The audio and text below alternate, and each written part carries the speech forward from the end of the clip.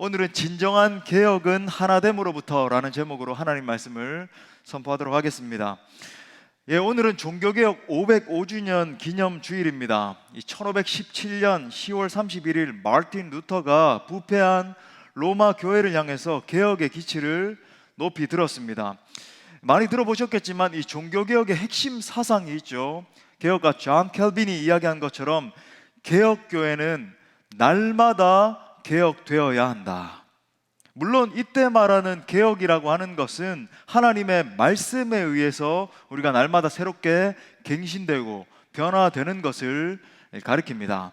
자, 그렇다면 오늘날 조국 교회가 개혁되어야 되는 그런 부분은 무엇인가? 저는 오늘날 우리 범위를 좀 좁혀서 우리 한국교회의 가장 큰 아픔으로 작용하는 것은 바로 분열이라고 생각을 합니다.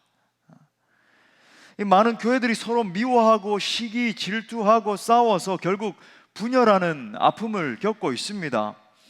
이 한국 교회의 대사회적인 신뢰도가 바닥이 된 것이 이미 우리가 오래된 사실이고, 그 결과 교회에 다니는 사람들의 숫자도 급감하고 있는 그런 실태예요. 지난 2년간 6개 교단, 그러니까 대표적인 6개 교단에서만 60만 명 이상이 줄어들었고, 여러분 이 6개 교단 안에서만 이 10년간 196만 명의 사람들이 감소를 했습니다. 청년들과 다음 세대의 이탈 현상이 점점 더 가속화되고 있습니다. 여러분, 이런 비통한 현상의 근본적인 원인이 무엇일까?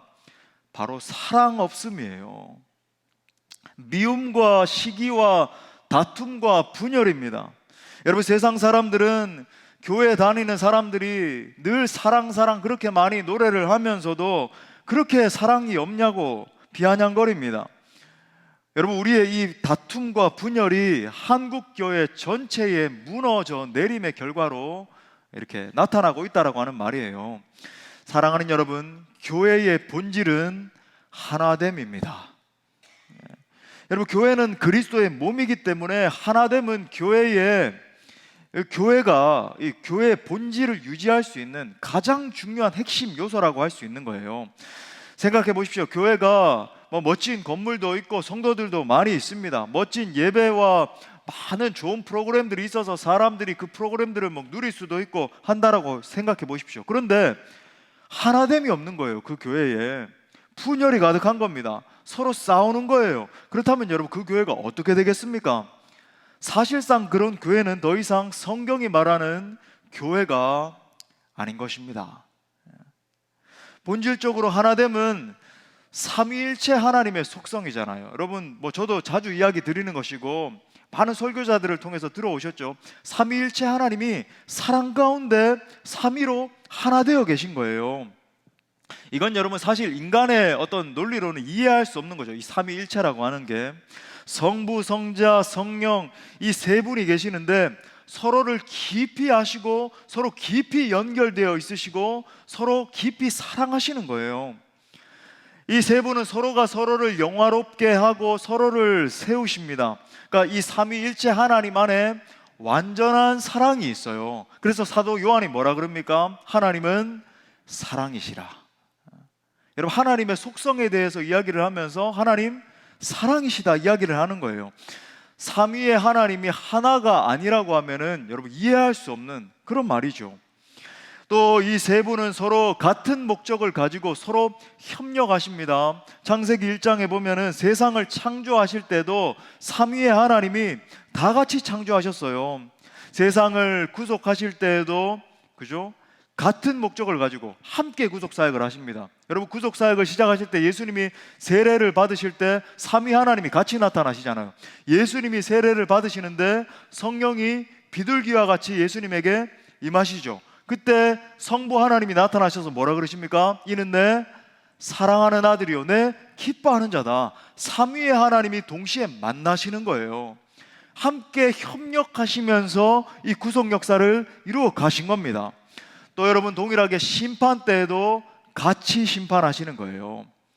여러분, 이 삼위 하나님의 역할이 각기 다 다른 거예요. 즉 아버지는 보내시고, 우리가 섭리하신다 그러죠. 섭리하셔서 보내시고, 이 아들인 예수님은 이 구속 역사를 실행하시는 거예요. 십자가에서 온몸으로 이 구속 역사를 다 받아내시고 이 실행하시고, 또 성령 하나님은 어떻게 합니까?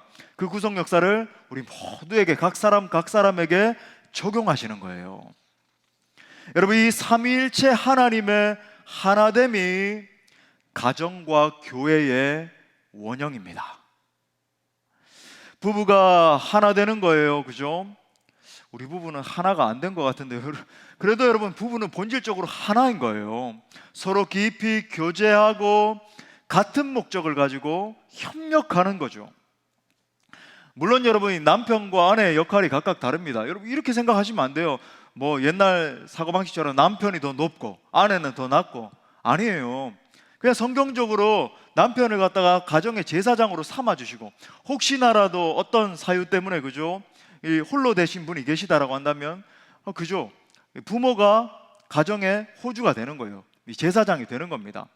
역할이 다르지만 완전한 사랑 가운데 연합되어서 다른 역할을 감당하는 거죠. 그래서 우리 예수님이 이렇게 말씀하신 겁니다. 마가복음 10장 7절부터 9절에 보니까, 이러므로 사람이 그 부모를 떠나서, 제가 누누이 말씀드리지만 그 부모를 정서적으로 떠나야 돼요.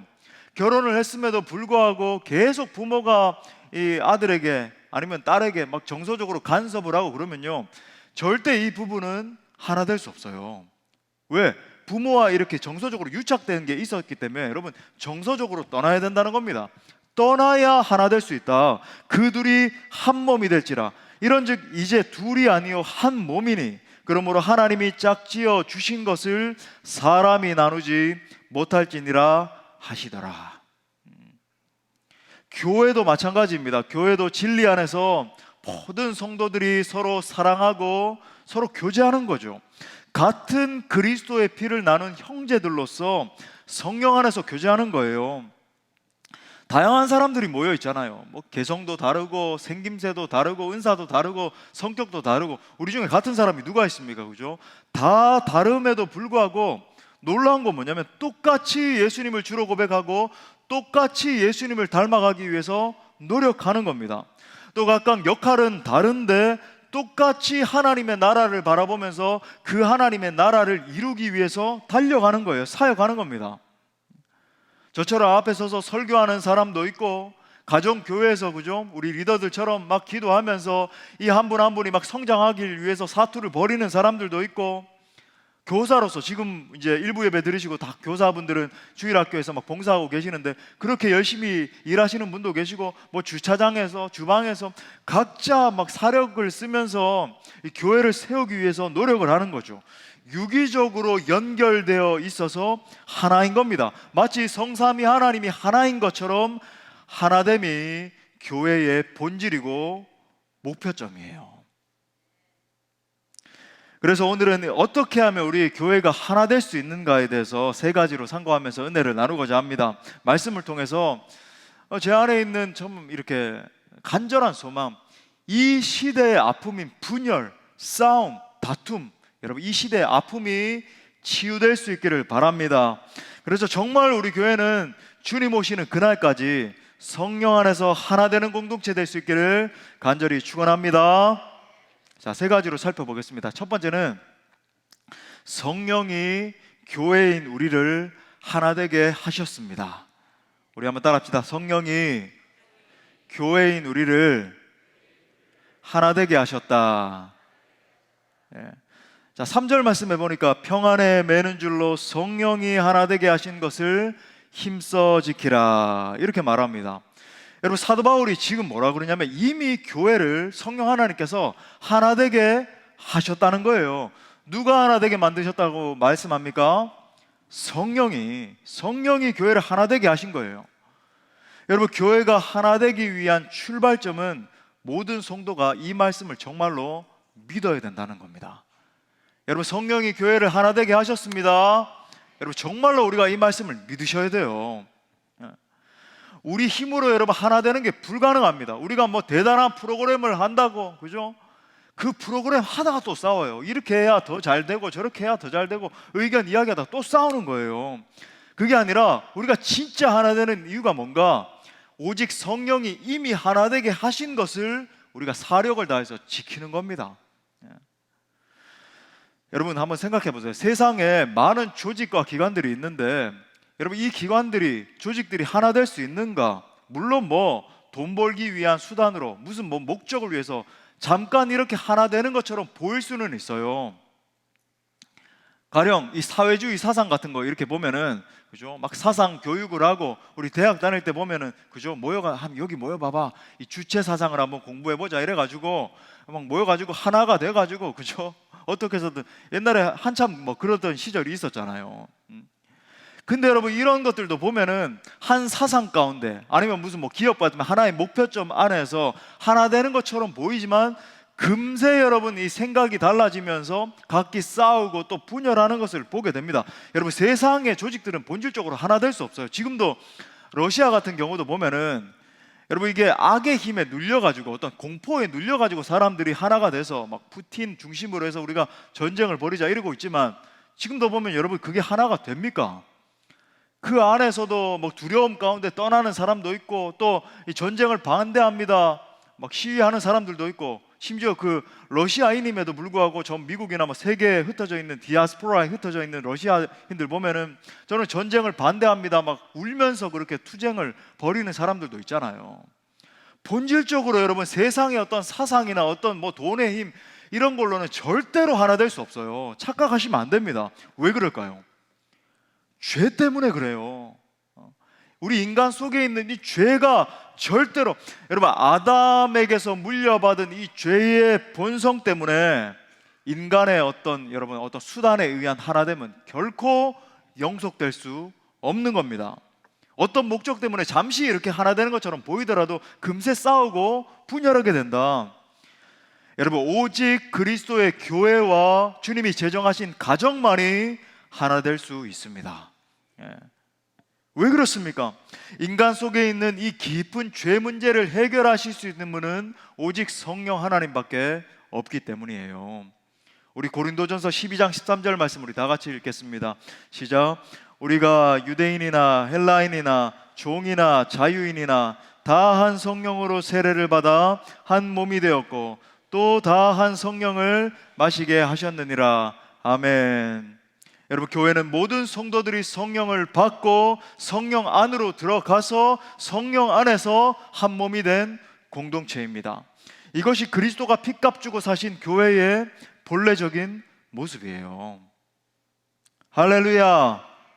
여러분 그렇게 교회가 하나 되면 성령께서 이 하나 된 교회를 통해서 역사하기 시작해요. 사도행전 9장 31절에 보니까 그리하여 온 유대와 갈릴리와 사마리아 교회가 평안하여 든든히 서가고 주를 경외함과 성령의 위로로 뭐라 그럽니까? 진행하여 수가 더 많아지니라. 아멘.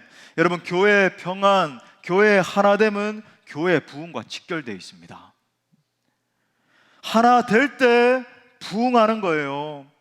본문이 보여주는 것처럼 여러분 영적인 부흥뿐만 아니라 구원받는 자들의 이 수가, 이 수요 자체가 증가하게 되는 겁니다. 반대로 여러분 하나 되지 못하고 깨지면 부흥은 없어요. 부흥이 없습니다. 여러분 평화가 없는 교회는 반드시 점점 더 쇠약해지게 되어 있습니다. 우리 교회를 한번 생각해 보십시오. 참 감사한 것은 우리 새가족분들이 우리 교회에 오셔서 등록을 하시고 신앙생활을 할 때 너무나 행복하다는 거예요. 너무나 참 감사하고 행복합니다. 너무나 감격 가운데 예배 가운데 은혜를 받고 있습니다. 참 놀라운 고백이에요. 근데 여러분 이것이 우리가 무슨 완전한 교회이기 때문입니까? 우리 교회가 뭐 와보니까 완전한 교회이던가요? 그렇지 않잖아요. 그저 하나됨을 유지하기 위해서 그저 애를 쓰는 그런 공동체일 뿐인 겁니다. 그렇기 때문에 여러분 진짜 교회를 사랑하는 교회는 그런 사람은요 교회의 평화를 지킵니다. 하나됨을 힘써 지키기 위해서 애를 쓰게 되어 있는 거예요. 그러므로 사랑하는 여러분 무엇보다 교회의 하나됨과 평화를 위해서 계속 기도하십시오. 이 기도가 너무나 중요해요. 하나님 우리 교회가 하나 되게 하여 주옵소서. 주님 오시는 그날까지 공동체에는 하늘로부터 임하는 평화가 필요합니다. 그 평화가 지속될 때 성령께서 우리를 통해서 지속적으로 역사하시고 영광 받으실 것입니다.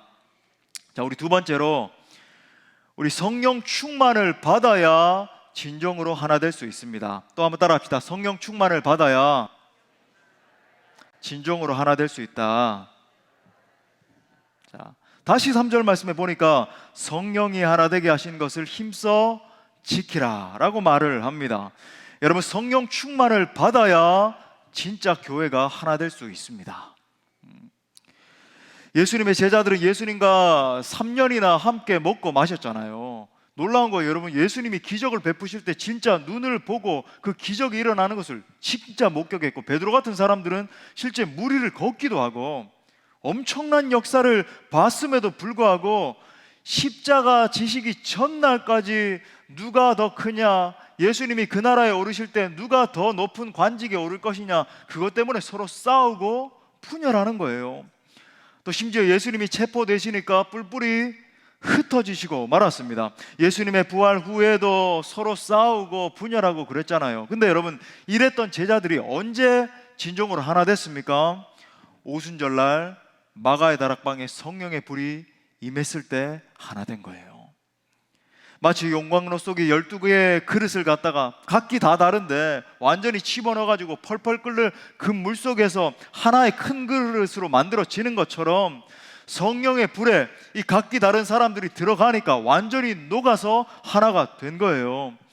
그래서 여러분, 사도행전을 읽어보면 그들이 그렇게 싸웠는데 어떻게 놀라운 모습으로 하나가 돼가지고 팀 사역을 하고 점점 더 부흥이 일어나고 막 선교의 역사가 일어나고 그런 장면들이 등장하잖아요. 여러분, 성령의 불을 받아야 온 교회가 하나 될 수 있습니다. 여러분, 생각해 보세요. 모든 성도들이 동일한 경험을 하지 않습니까? 똑같이 전적으로 부패한 죄인들인데 똑같이 회개하고 의롭다 하심을 받는 겁니다. 똑같이 한 성령 체험을 하는 거예요. 세상의 배경이 다릅니다. 남녀노소, 인종, 언어, 문화가 달라도 모두 놀랍게도 한 성령 안에서 한 공동체 안으로 들어오는 거예요. 그래서 여러분, 오늘 본문 4절부터 6절에서도 이렇게 말합니다. 몸이 하나요 성령도 한 분이시니 이와 같이 너희가 부르심의 한 소망 안에서 부르심을 받았느니라. 주도 한 분이시요 믿음도 하나요 세례도 하나요 하나님도 한 분이시니 곧 만유의 아버지시라. 만유 위에 계시고 만유를 통일하시고 만유 가운데 계시도다. 아멘. 여러분, 이것이 교회입니다. 이게 교회예요. 그렇기 때문에 여러분, 교회의 본질은 하나됨인 것입니다. 우리 편에서 할 일은 뭐예요? 오직 성령 안에서 하나된 것을 힘써 지키는 거예요. 요한복음 17장 21절에도 우리 예수님께서 마지막 이 겟세마네 기도하시는 그런 장면이 나오는데 여기에 나오는 예수님의 소원도 똑같습니다. 요한복음 17장 21절에 보니까 아버지여, 아버지께서 내 안에 내가 아버지 안에 있는 것 같이 그들도 다 하나가 되어서 우리 안에, 여기서 말하는 우리 안에는 삼위일체 그 하나님 안에 있게 하사 세상으로 아버지께서 나를 보내신 것을 믿게 하옵소서. 자, 그런데 좀 이상하잖아요. 오늘 본문 말씀에서는 이미 하나 되게 하신 것을 지키라고 말씀하셨는데 지금 예수님 기도에서는 하나가 되게 해달라고 지금 기도를 합니다. 여러분, 이게 왜 이런 차이가 나는 거죠? 이 사이에 오순절 마가의 다락방에서 일어난 이 성령 세례 사건이 있었잖아요. 예수님은 지금 오순절 전이기 때문에 하나님 하나가 되게 만들어 주십시오 이렇게 기도를 하고 계시는 거고, 지금 오늘 본문 말씀에서는 오순절 후이기 때문에 이미 하나가 되게 하신 것을 힘써 지키게 하라 이렇게 말씀을 하고 있는 겁니다. 여러분, 오순절날 성령의 강력한 부으심이 있었습니다. 마치 용광로와 같은 이 불로 성령이 임하셨어요. 그러자 모든 흩어져 있던 마음, 분열되어 있던 마음들이 하나씩 막 모이기 시작해서 온전히 하나 되는 역사가 일어났습니다. 성령의 역사로 말미암아 온 교회가 하나가 된 거예요. 무슨 말입니까? 오순절에 드디어 예수님의 기도가 지금 요한복음 17장에서 하신 이 기도가 응답된 거예요. 아버지여, 이들이 하나가 되어 우리 안에 있게 하여 주옵소서. 이 기도가 온전하게 응답이 된 것입니다.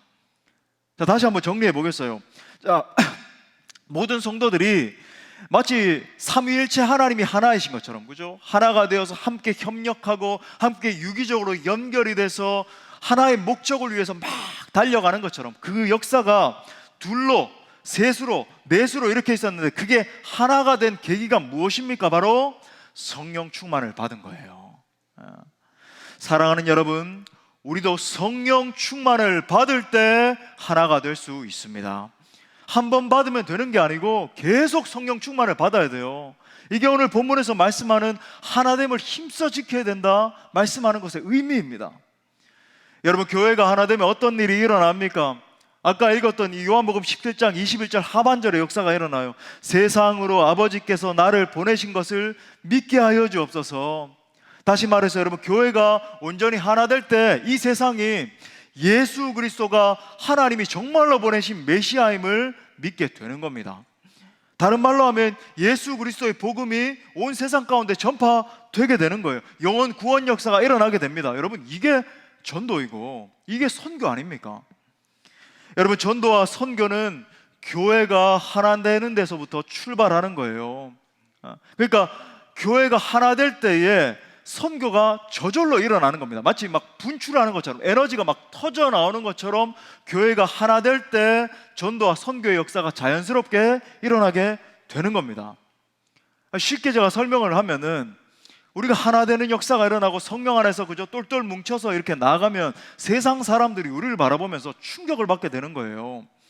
아니, 지금 이 코로나 시국에도 함께 아름답게 예배를 드리고 협력을 하고 함께 막 예배를 하고, 그죠? 어떻게 이렇게 어려운 고난 속에서도 날마다 저렇게 기뻐하고 즐거워하고 찬송하면서 살아갈 수 있어? 이렇게 질문하면 예수 믿는 우리가 당당하게 대답하는 거예요. 우리 안에 계신 성령님 때문에 우리가 이렇게 기뻐하고 즐거워할 수 있는 겁니다. 우리가 서로 싸우지 않고 분열하고 하나가 되고 서로를 감쌀 수 있는 이유는 우리 안에 임하신 예수 그리스도 성령 하나님 때문입니다. 간증을 하니까 세상 사람들이 우리를 보면서 이렇게 고백하는 거예요. 정말 그래요? 성령님이 임하시면, 예수님을 믿으면 정말 그런 역사가 일어날 수 있습니까? 이렇게 어려운 상황 가운데서도 날마다 찬송하고 기뻐하고 하나 되는 역사가 일어날 수 있습니까? 그러면 저도 예수님 믿겠습니다. 이런 역사가 일어나는 거죠. 여러분, 이것이 선교입니다. 초대 교회에 성령의 세례가 임하기 시작하니까, 성령 충만, 성령의 불이 임하니까 이런 일이 일어난 거예요. 그러므로 사랑하는 여러분, 성령 충만 받는 것이 하나 되는 비결입니다. 성령의 뜨거운 역사가 일어날 때 여러분, 옆에 있는 지체들을 바라보면서 판단하고 정죄하고 이 눈이 벗겨지고, 그래, 불쌍히 여기자, 저 지체에 저런 아픔이 있었구나, 끌어안고 더 깊이 이해하고 감싸주는 그 역사가 일어날 수 있는 거예요. 그러므로 날마다 성령 충만해서 성령이 하나 되게 하신 것을 힘써 지키는 우리 모두가 될 수 있기를 바랍니다. 마지막 세 번째는, 이게 하나됨을 유지할 수 있는 길이라고 한다면, 하나됨을 계속 지키는 길은 여러분, 권리 포기입니다. 우리 한번 따라합시다. 하나됨을 계속 지키는 길은 권리 포기이다. 내 권리를 포기하는 거예요. 자, 2절 말씀해 보니까 모든 겸손과 온유로 하고 오래 참음으로 사랑 가운데서 서로 용납하고, 이 말은 다른 말로 하면 예수님 닮으라는 그런 이야기죠. 그러니까 이게 바로 1절에서 말하는 부르심에 합당하게 반응하는 겁니다. 여러분, 우리는 예수님을 따라가고 예수님을 닮도록 부르심을 받았어요. 우리 찬양하잖아요. 예수 닮기를, 예수 보기를, 예수만 높이기 내가 원하네. 진짜 우리가 이렇게 찬양하는 것처럼 예수님 닮기 위해서 부르심을 받았는데, 뭘 닮아야 돼요? 예수님의, 제가 여러분에게 종종 말씀드립니다, 그죠? 예수님의 성품과 예수님의 사역을 같이 닮아야 돼요. 우리 한번 따라 할까요? 예수님의 성품, 예수님의 사역. 어떤 교회들은 예수님의 성품 닮는 것만 너무 집중을 해가지고, 그죠? 예수님의 온유, 예수님의 사랑, 여러분 이것도 너무나 중요해요. 또 어떤 공동체는 예수님의 사역 담는 것만 너무 또 집중을 해가지고 예수님 받으신 그 능력을 가지고 사역. 여러분, 이 둘 중에 하나로 치우쳐서는 안 되는 거예요. 예수님의 성품을 닮아가는 만큼 또 예수님의 사역을 닮아서 적극적으로 사역이 막 일어나고, 또 사역을 닮아가는 만큼 또 그만큼 예수님의 깊은 그 온유와 겸손과 사랑의 성품을 닮아가야 되는 거예요. 이 두 개가 균형을 이루는 게 중요하다.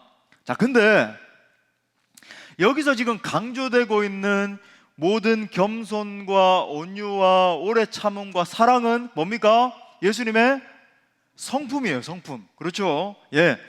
우리는 이 같은 예수님의 성품을 닮아가도록 부르심을 받았습니다. 자, 근데 이걸 갖다가 한마디로 축약하면, 지금 겸손, 온유, 오래 참음, 사랑, 이걸 축약하면 뭘까요? 예, 맞아요. 내 권리를 포기하는 거예요. 내 권리 포기인 겁니다. 제가 종종 강조를 드리는데, 이거보다 뭐 예수님의 권리 포기를 더 잘 보여주는 구절이 없기 때문에 너무나 아름다운 구절이죠. 우리 빌립보서 2장 5절부터 8절 읽어드리겠습니다. 너희 안에 이 마음을 품으라. 곧 그리스도 예수의 마음이니 그는 근본 하나님의 본체시나 하나님과 동등됨을 취할 것으로 여기지 아니하시고 오히려 자기를 비워 종의 형체를 가지사 사람들과 같이 되셨고 사람의 모양으로 나타나사 자기를 낮추시고 죽기까지 복종하셨으니 곧 십자가에 죽으심이라. 아멘. 여러분, 예수님은 이처럼 철저히 자기 권리를 포기하셨어요. 생각해 보십시오. 하나님의 본체신 겁니다. 하나님 자신이세요. 신이시라니까, 신. 오직 막 영광만 받으시고 찬송만 받으시고 천사들이 수종 들고, 그죠? 여러분, 우리가 기도할 때 여러분에게 제가 하나 말씀드리고 싶은 관념이 있는데, 이게 아주 능력이 있는 기도 방법이에요. 저는 늘 이런 장면을 상상하면서 기도하거든요. 우리 하나님 어떤 분이세요? 우리 예수님 영광의 보좌에 계시면서 엄청난 영광과 존귀와, 그죠? 천사들로부터도 엄청난 찬양을 받고 계시는 그 엄청난 분인 거죠. 그 장면을 여러분이 상상하면서 믿음으로 이렇게 바라보면서 그 주님 앞에 우리가 기도하는 거예요. 주님이여, 내 상황이 이렇게 있지만 주님은 이렇게 위대한 분이십니다. 주님은 영광받기 합당한 분이십니다. 주님 찬송을 받으시옵소서. 여러분, 우리 예수님 이런 분이세요. 믿으십니까? 네. 어제 여러분 산에 갔다 와서 여러분 힘이 빠지셨습니까? 여러분 왜 이렇게 아멘이 작아요? 여러분 믿으십니까? 예, 우리 주님 그런 분이세요. 그런데 여러분, 그 엄청난 분, 그 위대하신 분이 여러분 우리 인간의 몸을 입고 내려오신 거예요. 우리 같이 이렇게 여러분 종의 형체, 비천한 형체라는 말 아닙니까? 그죠? 죄 덩어리인 우리의 몸을 입고 내려오신 거죠. 심지어 십자가에 죽기까지 복종하신 겁니다. 여러분, 이것이 예수님의 권리 포기예요.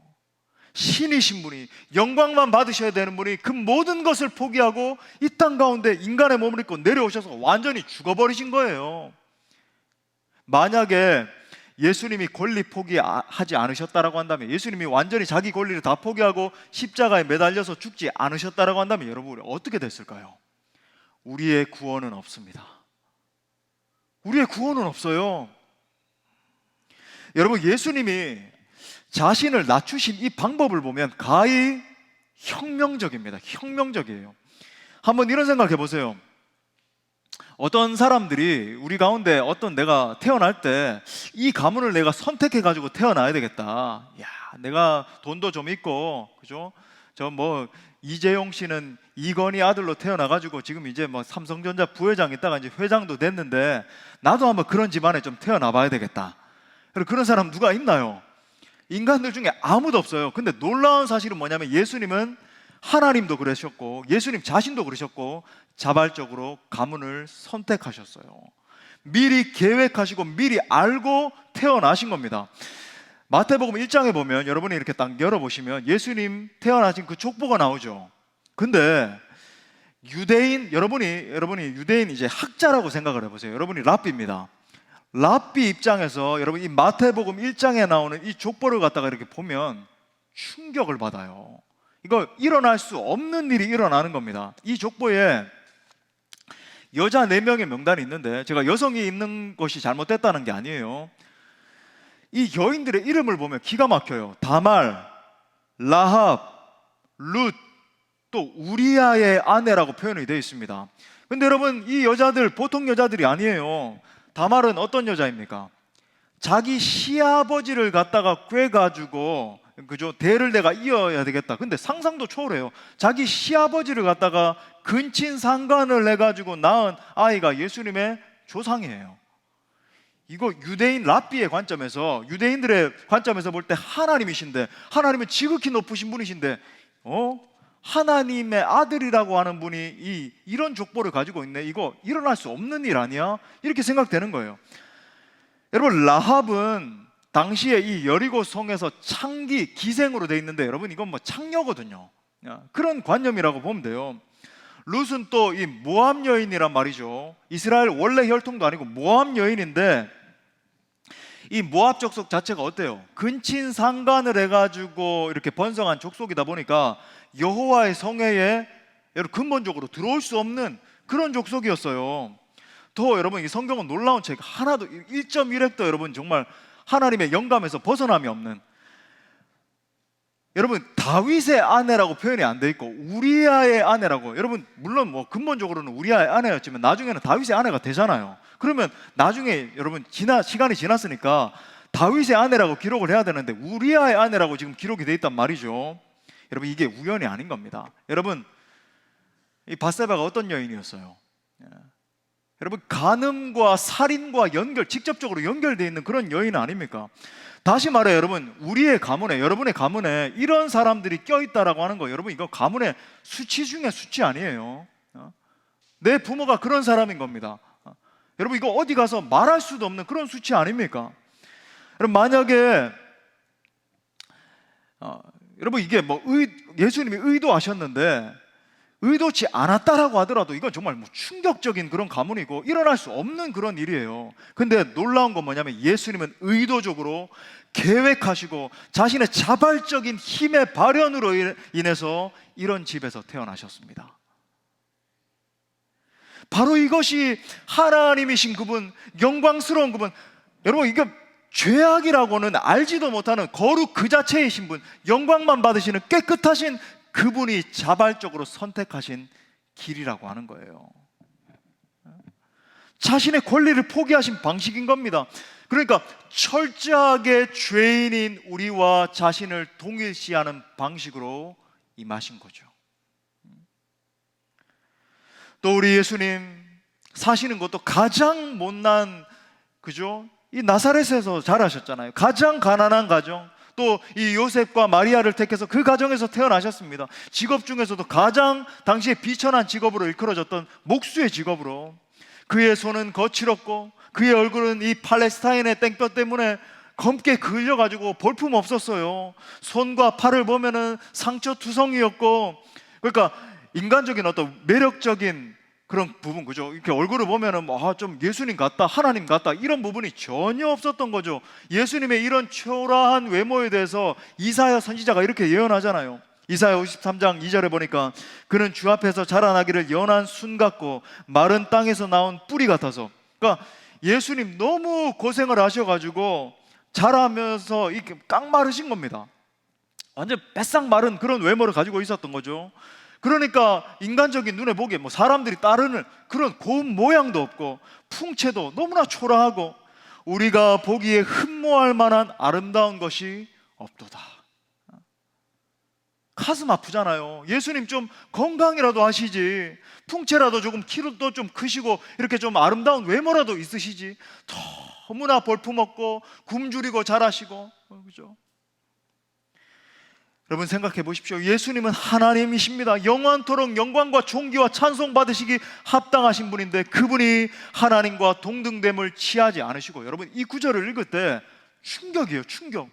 어떻게 예수님이 나같이 못난 이 죄인의 모습으로 오셨는가?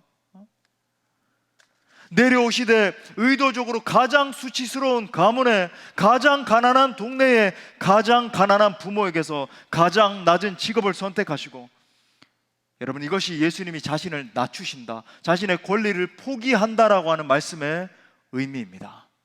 여러분 이것이 복음이에요. 이것이 권리 포기예요. 그렇다라고 한다면 여러분 우리가 믿는 복음이 어떻게 기복적인 복음이 될 수 있습니까? 우리 예수님은 이 세상에서 인간이 받을 수 있는 모든 수치, 모든 모욕, 모든 조롱, 모든 멸시, 모든 가난, 모든 고생, 배신, 고독, 모든 것을 다 짊어지셨는데요.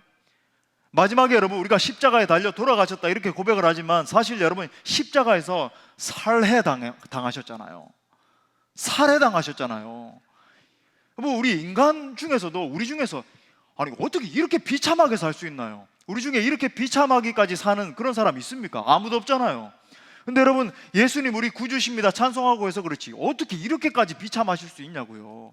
사람의 생이 끔찍하잖아요. 이거 33년 전체가 이건 뭐 고난과 역경과 슬픔과 좌절의 역사 아닙니까?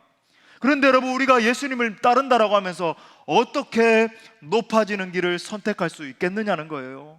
어떻게 나의 부, 나의 명예, 내 인기, 내 성공, 내 드러남을 추구하면서 살 수 있겠느냐는 겁니다.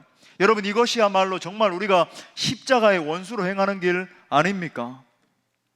반대로 여러분, 마귀는 어때요? 마귀 하나님과 동등됨을 취하는 길을 선택하죠. 자기 스스로를 높여서 하나님과 같이 되려고. 여러분, 아담과 하와가 타락한 것도 하나님처럼 되려고 하는 거예요.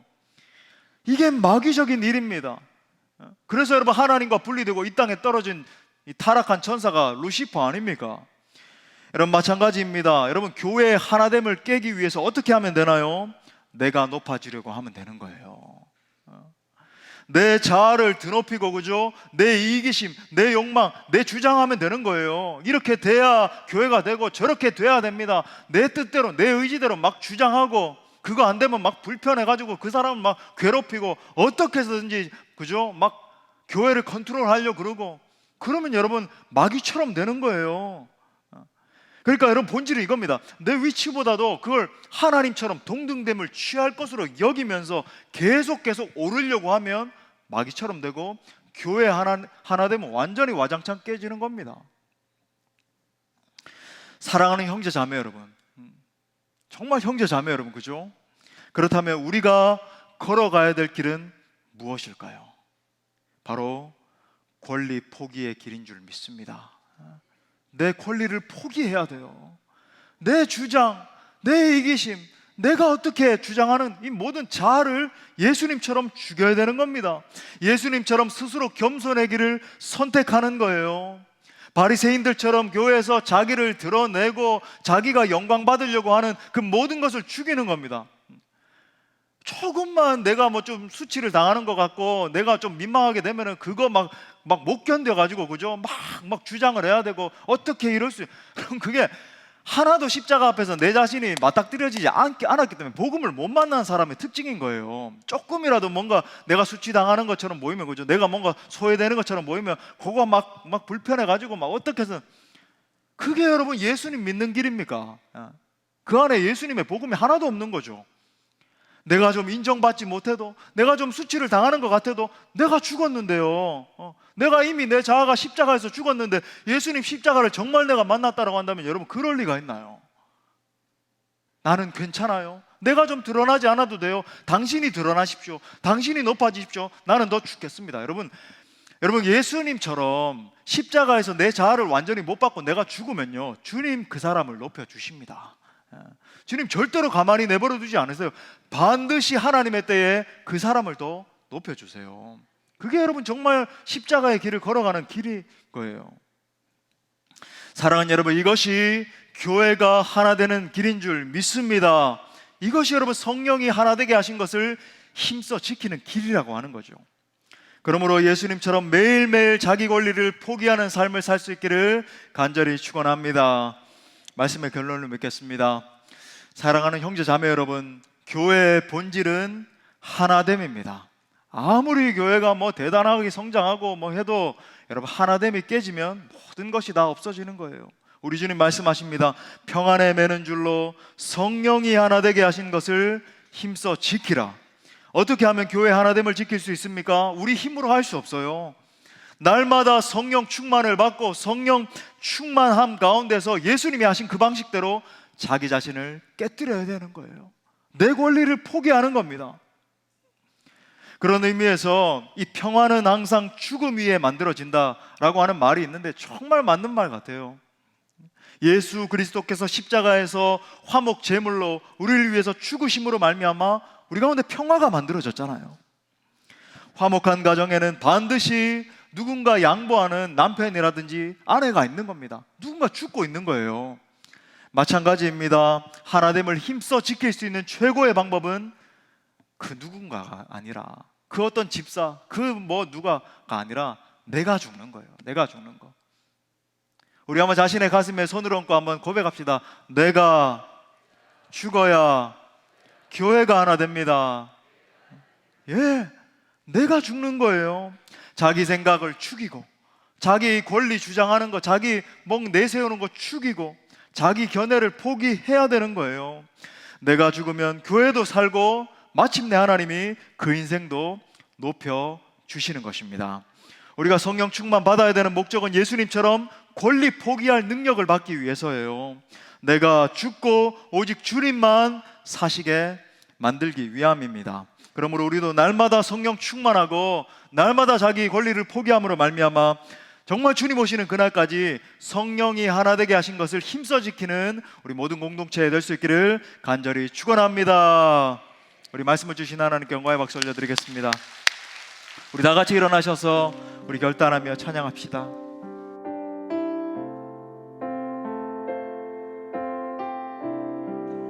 하나님, 주님 오시는 그날까지 정말 이 가치를 지키길 원합니다. 주님 다시 오실 때까지 나는 이 길을 가리라.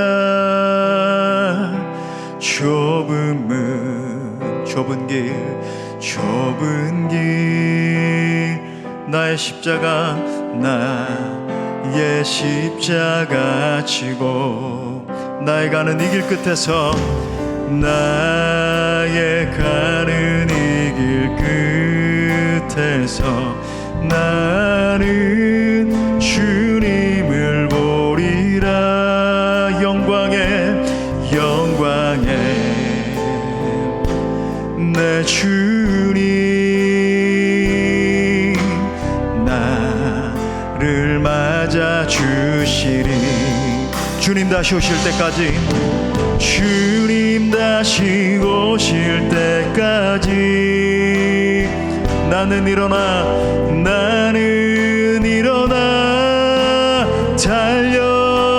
달려가리라. 주의 영광 온 땅 덮을 때 나는 일어나 노래하리. 아멘. 내 사모하는 주님 온 세상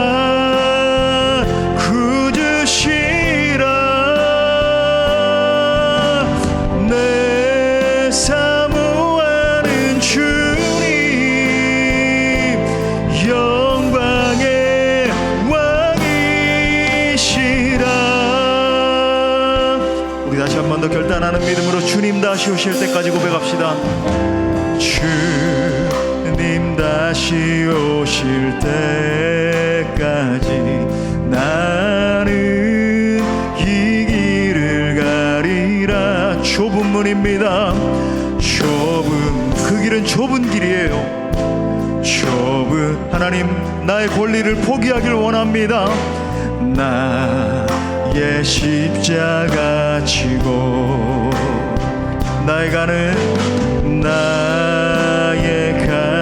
이 길 끝에서 나는 주님을 보리라. 영광에 내 주님 나를 맞아 주시리. 우리 결단하는 믿음으로 주님 다시 오실 때까지 나는 일어나 달려가리라. 주의 영광 온 땅 덮을 때 나는 일어나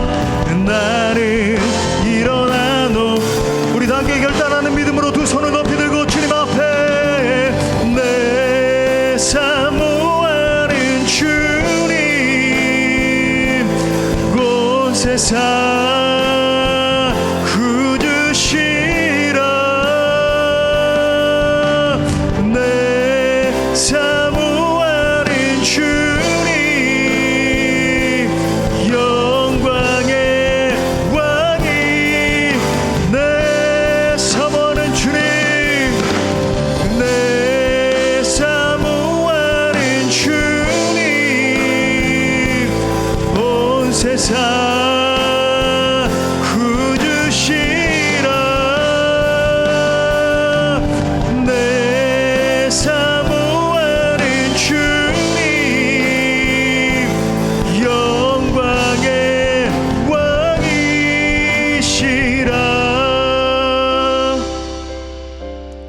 평안에 매는 줄로 성령이 하나 되게 하신 것을 힘써 지키라.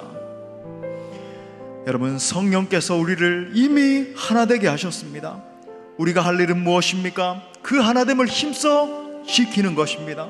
그런데 사실 그것은 내 힘과 능으로, 우리의 힘과 능으로 할 수 없는 거예요. 오직 성령 충만할 때, 성령의 기름 부으심이 우리를 덮으실 때 가능한 것입니다. 성령 충만해서 내 자아를 깨뜨리고 철저히 권리를 포기할 때 이루어지는 거예요. 그래서 이 시간 함께 기도할 때, 살아계신 하나님, 우리 공동체에 성령을 부어 주옵소서. 우리 각자에게도 성령을 부어 주옵소서. 그래서 철저히 예수 십자가 바라보고 자신의 권리를 포기하는 삶을 살게 하여 주옵소서. 성령이 하나 되게 하신 것을 힘써 지키는 공동체 되게 하여 주옵소서. 우리 다 함께 통성으로 기도합시다. 주여, 할렐루야. 주님, 하나님, 성령이 우리를 하나 되게 하신 것